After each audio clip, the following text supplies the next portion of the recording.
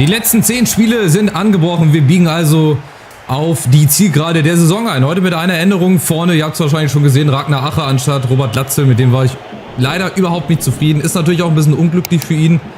Aber ich habe mir dann nochmal die große Kopfballchance angeguckt, in der Wiederholung. Das muss er einfach machen, das Ding. Das ist halt einfach krass. Er hat momentan nicht so eine gute Phase. Klar, natürlich wäre es dann umso schöner, wenn er gespielt hätte. Aber ich muss halt auch hier so ein bisschen auf die Mannschaft schauen. Und so vom Gefühl her. Und da hatte ich heute das Gefühl, dass ich mit Ragnar Ache vielleicht ein bisschen besser dran bin gegen Bochum, die halt noch unten drin stehen. Die kämpfen um den Klassenerhalt. In Bochum ist immer schwer zu spielen. Und vielleicht klappt es ja heute mit Ragnar Ache vorne ein bisschen besser. Apropos, da haben wir ihn schon mal. Erste Aktion, Nusa. Nimmt er gleich mal mit rein. 6. Minute. Es geht schon mal ein bisschen flüssiger als gegen den VfL Wolfsburg. Wo wir auch nicht viel schlechter waren, aber viele Chancen nicht gemacht. Ich hoffe, dass wir die heute wieder nutzen. Dann können wir nämlich Platz 6 verteidigen. Gegen Frankfurt und Stuttgart. Und hast du nicht gesehen, und wer da noch hinter uns steht, das wird noch sehr, sehr spannend. Genauso die Meisterschaft. Da kämpfen auch 4 Teams drum. Gladbach, Bayern, Leverkusen und Dortmund. Die sind nur 3 oder 4 Punkte auseinander. Und unten kann auch noch die halbe Liga absteigen. Ihr merkt also, es gibt überall in der Region was zu verlieren und was zu gewinnen. Ich hoffe, dass wir am Ende der Sieger sind hier, einer der Sieger, und dann am Ende Platz 6 vielleicht verteidigen oder Platz 5. Es geht schon mal sehr gut los hier. Also es gefällt mir auf jeden Fall viel besser als gegen die Bayern. Ach, gegen die Bayern. Wie komme ich jetzt auf Bayern? Als gegen Wolfsburg. Aber Bochum kommt über Danilo. Bradley auf der Außen. Vorsicht, nicht rausrücken. Schön zulaufen. Klar, irgendwo werden sich die Lücken dann wieder auftun, aber solange das nicht so ist, einfach nur mit verschieben. Oh, das war Abseits, oder? Nee, sah nach Abseits aus. Gut, hinter die Lücke. Oder hinter die Abwehr gespielt. So, nächste Chance umzuschalten. Busio kriegt da unten Forbes ins Spiel. Ja, und jetzt brauchen wir jemanden in der Mitte. Da muss Ragnar Ache eigentlich sein. Genauso ein schlechtes Positionsspiel wie Glatzel. Aber er hat die Chance. Ache. Und da muss er eigentlich längst vorne drin sein. Wenn der Ball lang auf Forbes gespielt wird, der darf sich gar nicht hinten anbieten. Er soll vorne reingehen. Ich mach mal in den Strafraum. Ob es was bringt oder nicht, weiß ich jetzt noch nicht. Wir gucken einfach mal. Vielleicht sorgt das einfach dafür, dass wir mehr Leute vorne drin haben. Nusa, schön gespielt auf Bradley. Ja, abseits. Da hätte ich auch querspielen müssen auf Ach. Aber genau diese Bälle, die sind's halt. Es ist total einfach. Oh, ne, das Schulterblatt. Beziehungsweise die Schulter. Das ist ja Wahnsinn, ey. 1-2 Millimeter, aber gut, da hätte ich auch spielen müssen. Auf Ragnar Ache. Aber ihr habt gesehen, es geht so, Wo rennt denn Kämpfe total planlos. Es geht so leicht. Ein Ball hinter die Abwehr und dann ist die ganze Verteidigung ausgehebelt. Aber genauso auch bei uns. Achtung, Hofmann. Aber Verteidigung steht.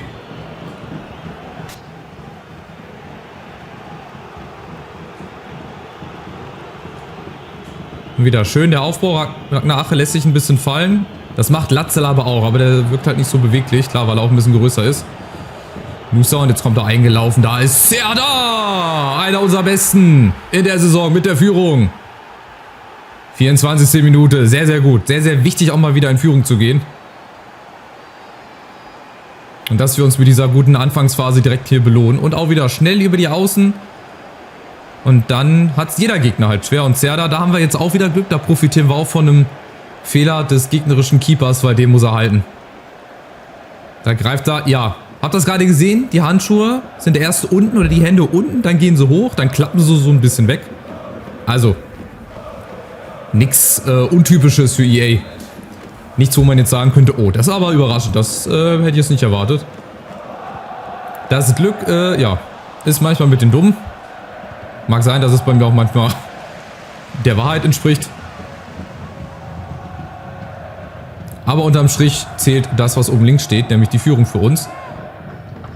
Und dann müssen wir es einfach weitermachen.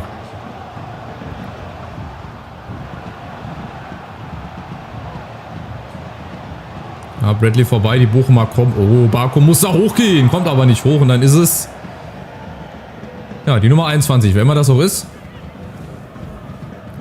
Gamboa.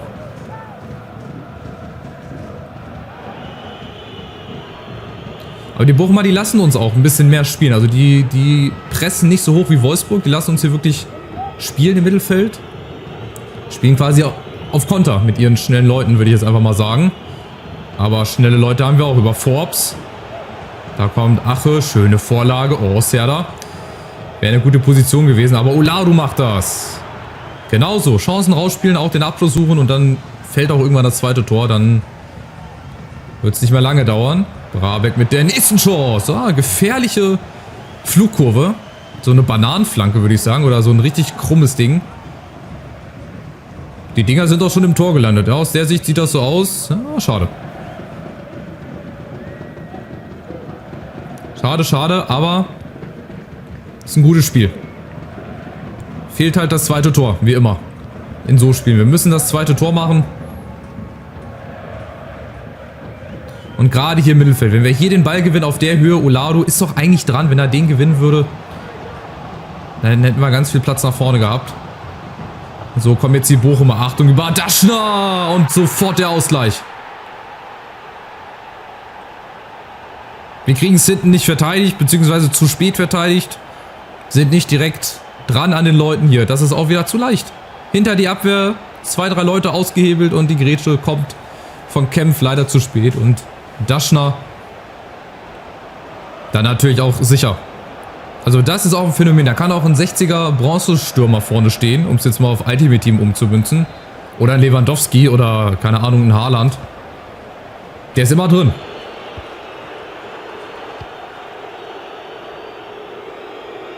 Naja, egal. Das ist zwar klar,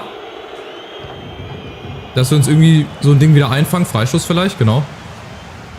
Schnell ausgeführt. Oh, jetzt sind wir viele Leute vorne. Jetzt müssen wir nur den richtigen Ball spielen. Das war eventuell der richtige Ball. Auf Ache, der legt zurück. Oh, und Forbes vorbei. Forbes verpasst mit der Grätsche.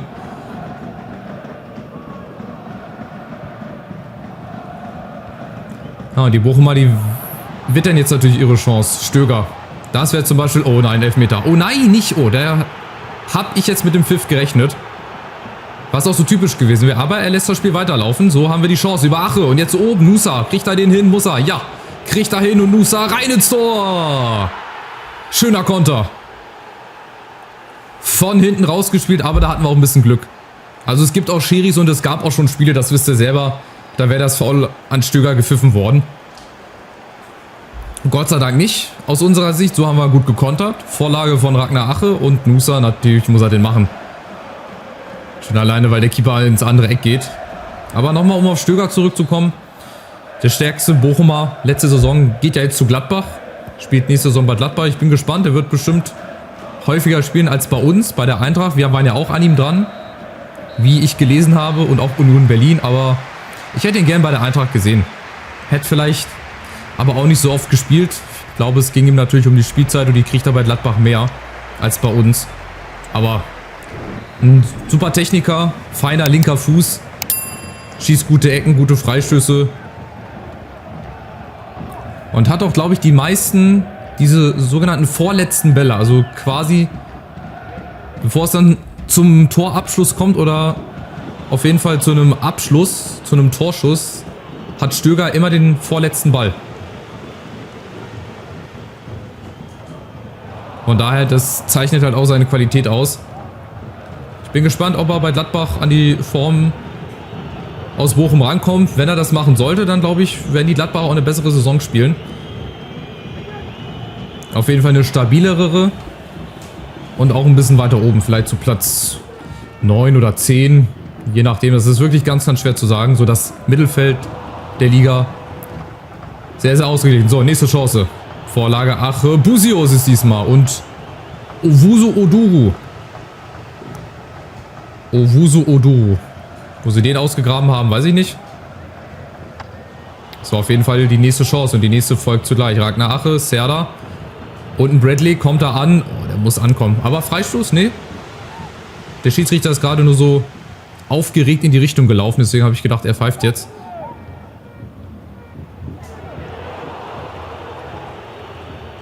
Und Bradley kriegt das verteidigt. Nusa, alles gut, eine Stunde rum. Nach wie vor sehr, sehr packendes Spiel. Viele Zweikämpfe, aber ich glaube trotzdem mit Spielvorteilen für uns. Alleine was bei uns an Qualität auf dem Platz steht, aber wir müssen das halt auch dann ummünzen in Siege. Es bringt nichts hier immer die besten Leute aufzustellen Und dann spielst du am Ende nur Remis oder du verlierst sogar in Bochum. Aber jetzt schön ausgespielter Konter. Jetzt muss ich nur gucken, oben Forbes ist da. Ragnar Ache kommt, erster Kontakt, ist auch richtig gut. Jetzt müssen wir uns positionieren. Da ist Ache, oh, mit einem langen Ausfallschritt. Serda, natürlich. Mit dem Fallrückzieher, warum auch nicht. So, und jetzt legen wir uns Bochum einfach mal ein bisschen zurecht. Spiel breit machen. So, Forbes, genau das sind die Wege, die er machen muss. Und dann haben wir auch Platz. Und dann haben wir diese Aktion, Serda, und hinten ist Nusa. Über Umwegen zum Erfolg. 3-1. Manchmal muss es auch ein bisschen komplizierter sein, aber da waren viele Elemente dabei, die ich auch immer wieder anspreche. Bälle hinter die Abwehr, in die Schnittstelle. Das war zum Beispiel so ein Ball, dass der natürlich ankommt, wunderbar. Und dass der Ball ankommt, noch viel besser. Und dann haut den Nusa unter den Giebel. Ja, zum 3-1. Und vielleicht schon so etwas wie eine kleine Vorentscheidung. 65. Minute, jetzt bringe ich mal Glatzel rein. Jetzt hoffe ich auch einfach für ihn, dass er mal trifft. Ja, Guzman auch wieder, der muss ein paar Spielminuten haben. Dann kann Rese noch mal rein. Harto für Kempf. Ja, genau, ich glaube, das reicht. Je nachdem, ich hoffe jetzt nicht, dass das nächste Spiel gegen Wolfsburg zu Hause ist im Pokal, dass wir noch mal eine Woche Zeit haben. Weil dann müsste ich nämlich umstellen. Da habe ich jetzt natürlich nicht drauf geschaut. Aber vorbei ist auch hier noch lange nicht. 3-1 ist zwar ein gutes Ergebnis. Ein komfortabler 2-Tore-Vorsprung, aber natürlich noch nicht die Entscheidung. Da kann halt noch einiges passieren. Aber nicht, wenn Bochum so spielt. So, jetzt die Chance. Guzman schickt da Glatzel vorne. Ja, wunderschöner Ball. Glatzel gegen Masovic. Aber hinten wäre Rese gewesen. Schade.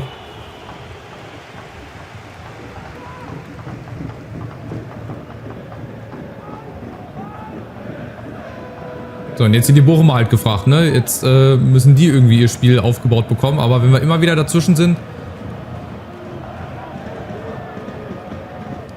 dann haben es die Bochumer auch sehr, sehr schwer. So, Guzman ist da, genau. Und so wird es halt schwer für Bochum. So ist das ein ganz leichtes Auslaufen für uns hier die letzten Minuten.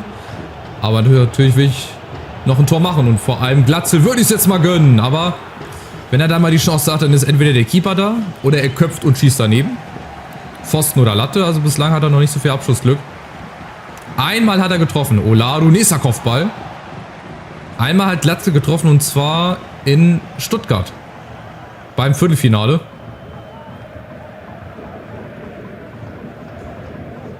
Und ansonsten leider noch nicht. Aber was nicht ist, das kann ja noch werden. Wir haben ja noch ein paar Spiele.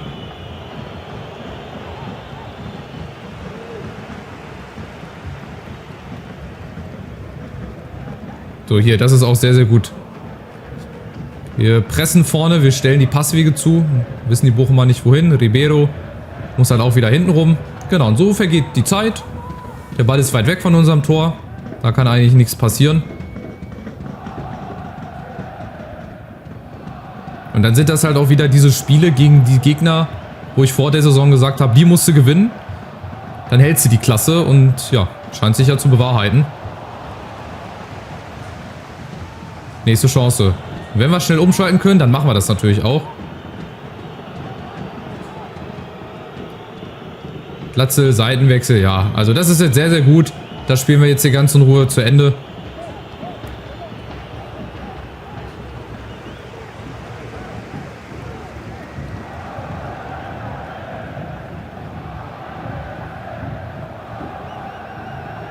Ja, da wird nichts anbrennen. Also Bochum muss gegen andere Gegner die Punkte holen, damit sie nicht absteigen. Und wir haben auf jeden Fall schon mal nicht nachgelassen. Wir haben nicht federn lassen. Jetzt ist die Konkurrenz auch gefragt. Frankfurt, Leipzig, Mainz und wie sie nicht alle heißen, die hinter uns stehen.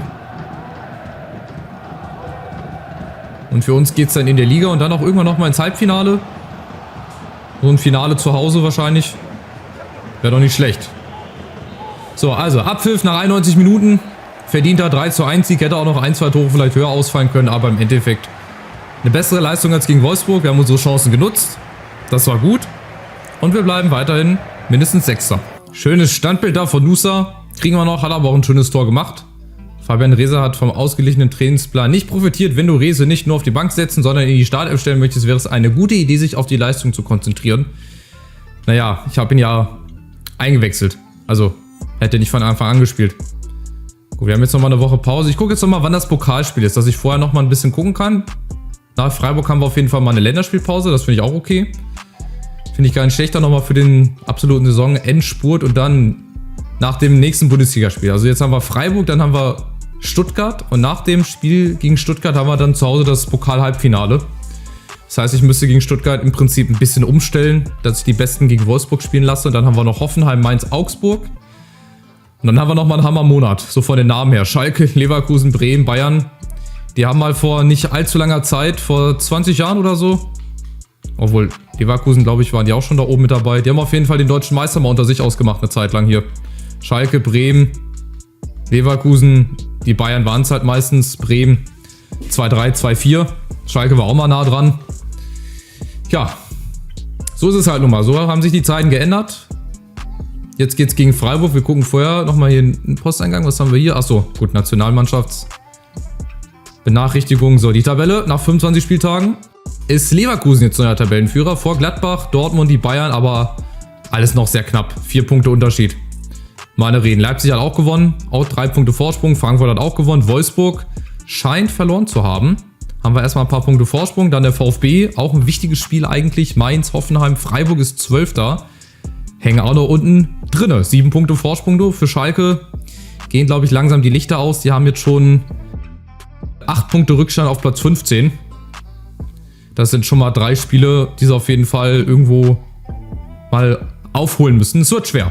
Aber es bleibt weiter entspannt. In Freiburg wird auch ein sehr, sehr interessantes Spiel. Bleibt nach wie vor gerne dran. Saison ist bald vorbei. Von daher stehen wichtige Entscheidungen an. Und ich hoffe und ich glaube, die wollt ihr nicht verpassen. Also macht's gut. Bis zum nächsten Spiel in Freiburg. Ciao, ciao.